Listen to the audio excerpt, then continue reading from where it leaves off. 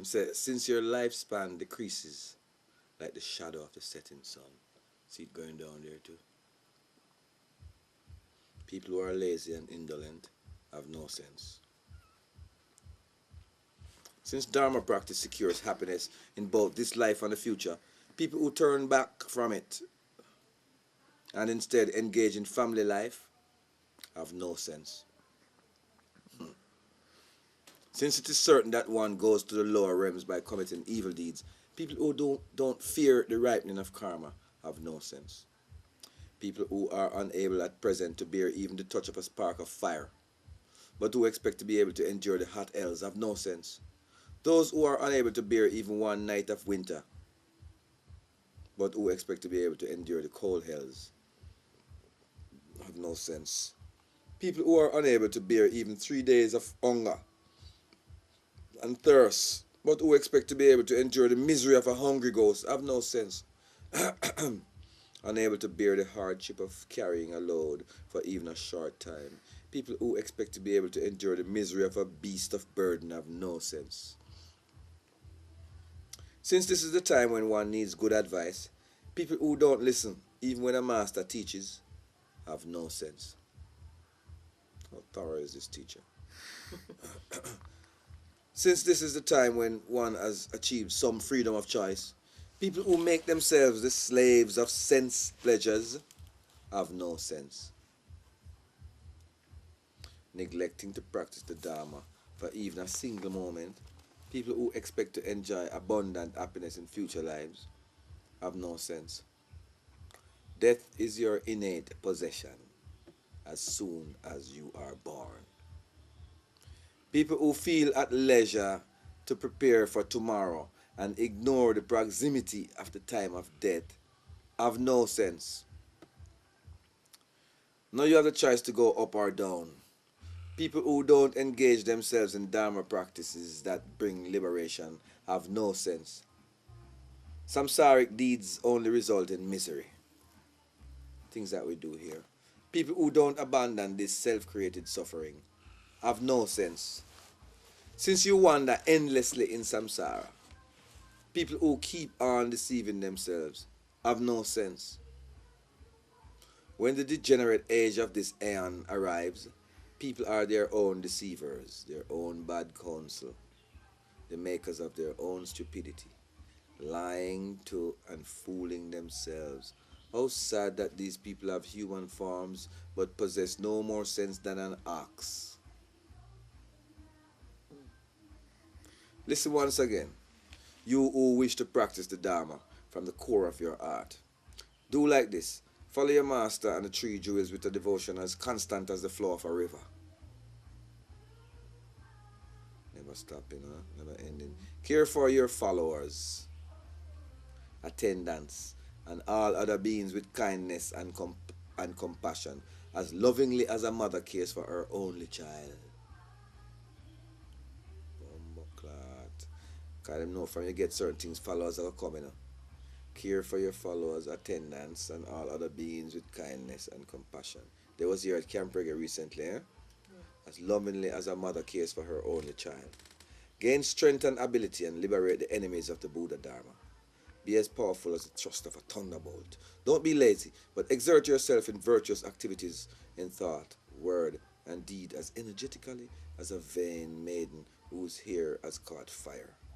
Be conscientious regarding good and evil, and with an attention as fine as barley flour as to the cause and effect of karmic deeds. Shun non-virtue like a poison. Resolve to emulate the deeds of all the sublime and noble-minded forefathers, and follow the example of holy beings. Take the gurus, yidams, dakinis, and dharma protectors as witness to your vows, and observe your vows carefully with good conscience. Use yourself as the yardstick of patience, and don't hurt or inflict harm upon others. Whatever you do, never depart from what is meaningful, but turn your thoughts, words, and deeds towards the Dharma. Don't criticize others. Instead, expose your own faults to the world. Help faithful people to enter the Dharma in whichever way is suitable, by means of teaching the expedient or definitive meaning All types of impermanence. All types of impermanence, such as death or separation, are messages to you. So pay heed.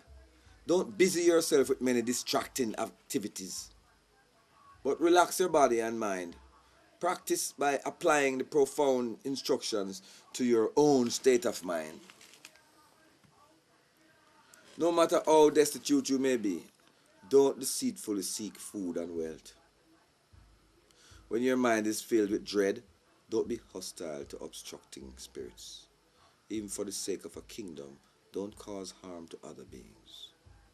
Since the time of death lies uncertain, capture the stronghold of the nature of mind.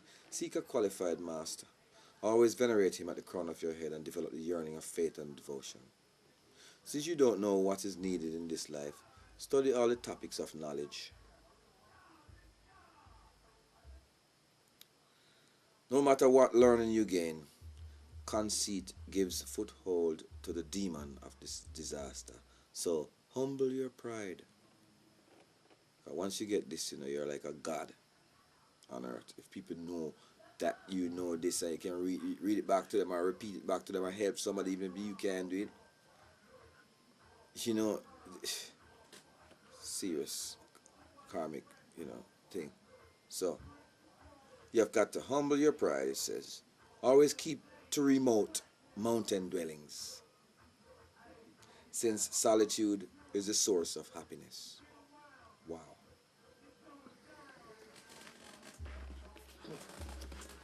Don't live the life of an evil householder, since that causes misery for this and all future lives.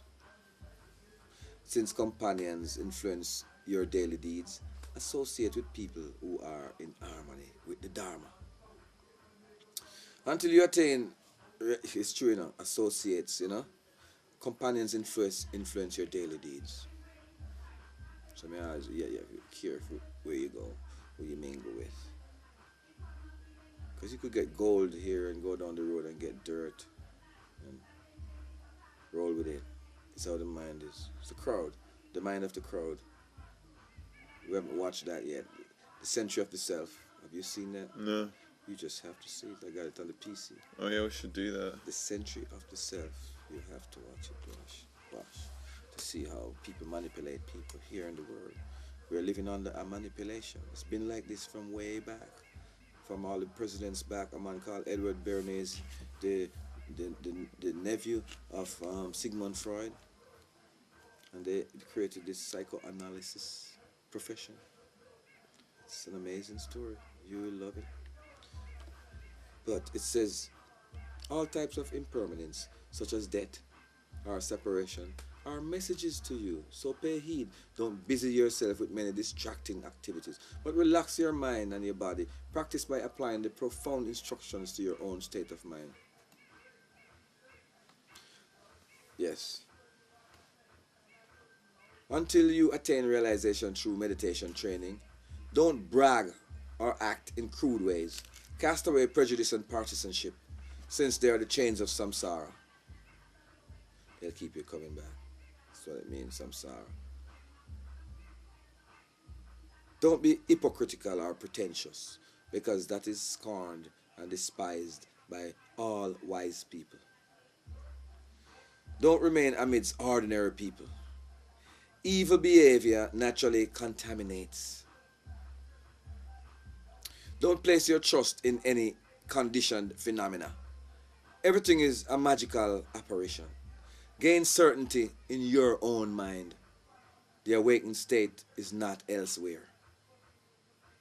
See, what this teacher, priest, actually is doing is showing you the God in you, the power in you, what you are capable of as a human person. Don't remain amidst ordinary people. What do ordinary people do? Ordinary things to keep themselves distracted, right? Idle talk and the rest of it. Evil behavior naturally contaminates. Don't place your trust in any conditioned phenomena. Everything is a magical apparition. Gain certainty in your own mind. The awakened state is not elsewhere.